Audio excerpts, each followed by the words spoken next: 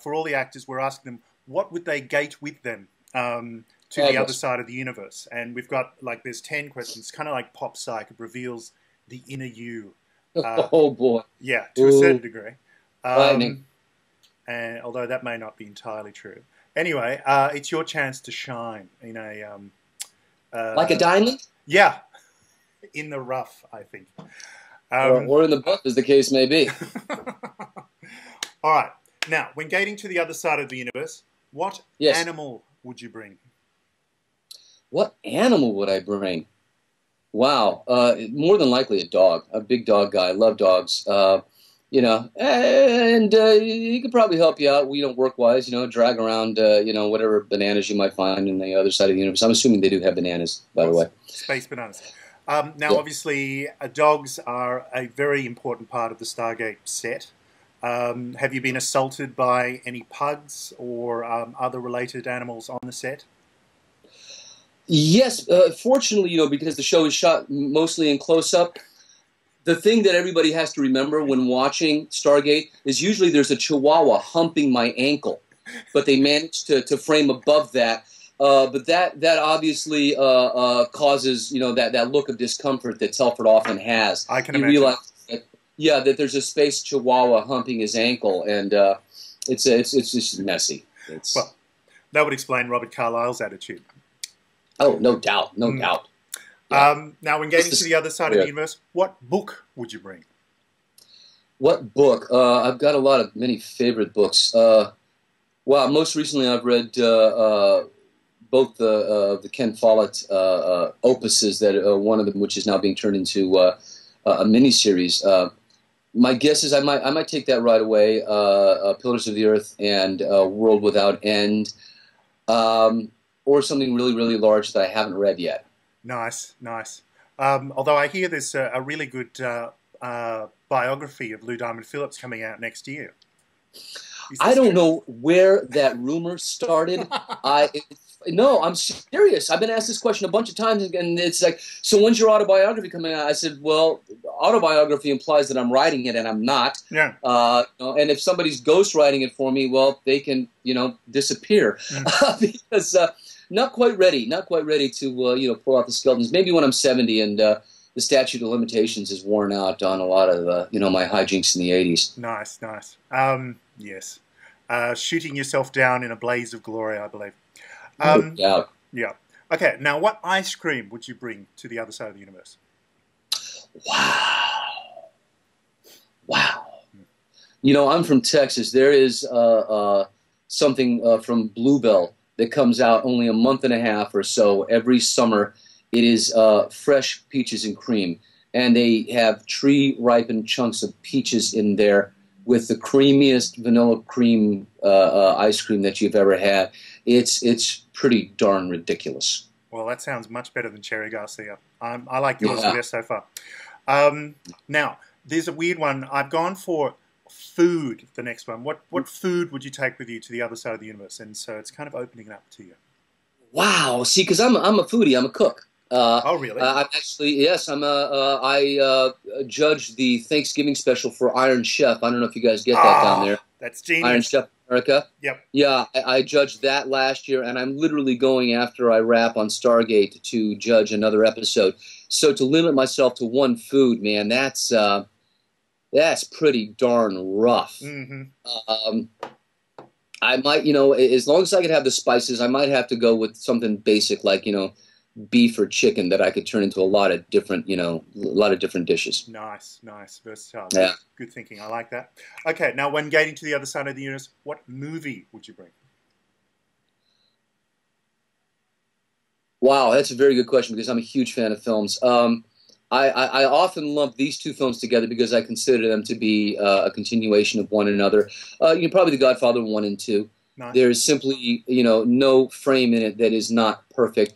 It is one of the greatest American films ever made. Casablanca is still a huge, but I don't know if I want to be crying on the other side of the universe. It's really not very manly. But I happen to love Casablanca. We'll always have the Stargate. Now, what album would you bring, or collection of songs on your MP3, so to speak?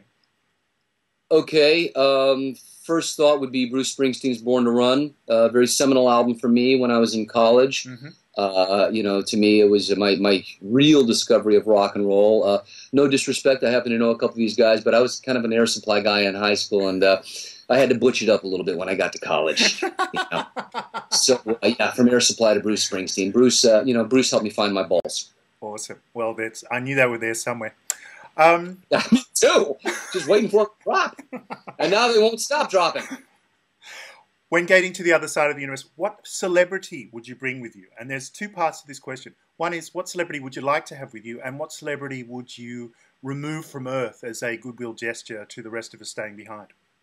Well, yes, but then the other side of that is you have to take them with you. Exactly. What are you willing to take? How far are you willing to go? All right. Well, you know what, Mike? The first part of that answer is no disrespect to my wife, but I'm afraid I'd have to take Angelina Jolie. Mm-hmm.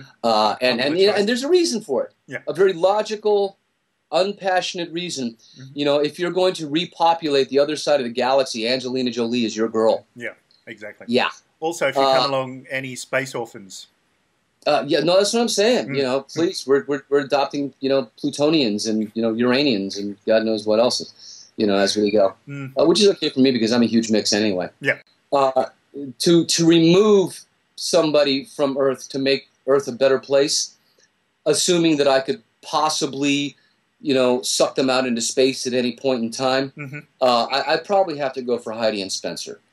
I think it's time they left the atmosphere. Mm-hmm. Although I believe that's the correct term is celebutard. Yeah. Yes. Yeah. Celebutante, well, however you want to put it. Now, when getting to the other side of the universe, what pizza topping would you bring? Pizza topping? Yeah. Wow. My favorite is pepperoni, black olive, and mushroom. Am I limited to one? No. I think that sounds good. We've had. All right, that's my standby. That's my favorite. Love it. Good. Classic. We've had some weird ones. Louis Ferreras thought that artichoke was the correct choice. On a pizza? Very, very, very California of him. It's a little too Wolfgang Puck off. Now, I believe he's known as Papa Smurf on the set. Louis? Yeah. He and I don't have that relationship. Really? You're not into the Smurf? That might be a relationship that he has with some of the other younger cast members, but Papa Smurf, no, that's not something that I refer to him as. Right. He's Louis too. I was Louis first, now he's Louis, so we got with Lou and Louis. We just need a Dewey and a Huey and a Kapoo. Is there anybody in the cast that you found surprisingly that you've come attached to, that you kind of everybody gets a buddy and you've found somebody that you weren't really looking for, but there they were? First of all, I absolutely adore every single person in the cast.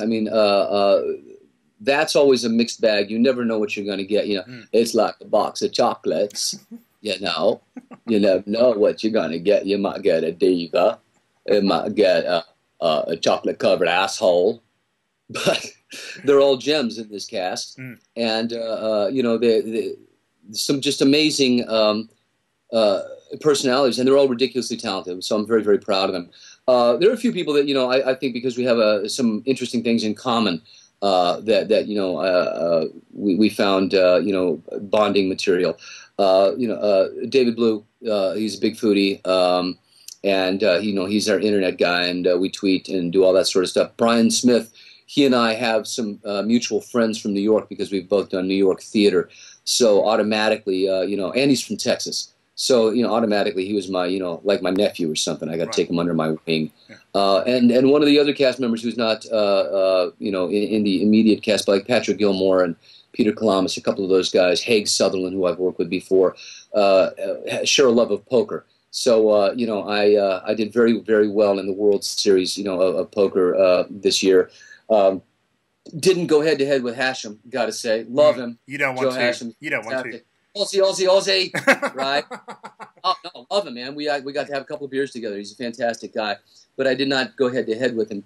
But yeah, some of the other cast members and I, Julia Benson, for instance, share a love of poker. So we found a lot of common ground, and it doesn't mean I won't take their money. Well, I think that's important, and especially important that they know that. Well, it's a love thing. It's, as an older mentor, I have to make them suffer for their art. And, teach them that just because you get more money by being a regular on a series doesn't mean that someone can't take it away from you. Exactly. And I'm that guy. Certainly, they wouldn't think that acting against Lou Diamond Phillips is suffering enough. Yeah, exactly. Now, we've got 2 more questions. When gating to the other side of the universe, what grooming product would you bring? Grooming product would I bring? Well, there's definitely deodorant. I mean, I'm in dire need of that. Most definitely. I'm at the point in my life where the nose hairs just seem to go crazy. Gotta groom those constantly. And or you can braid them, which is nice. It's different. It's not very military, but grooming. You know what? No. You know what? Let's go for fingernail clippers. It bugs the crap out of me to have long toenails, especially in military boots. It's just not good. It's a problem. All right, cool. Yeah.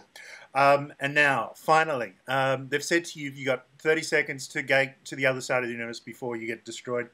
But you're allowed to pop down to the local grocery store and pick up anything at all. What grocery? Beer.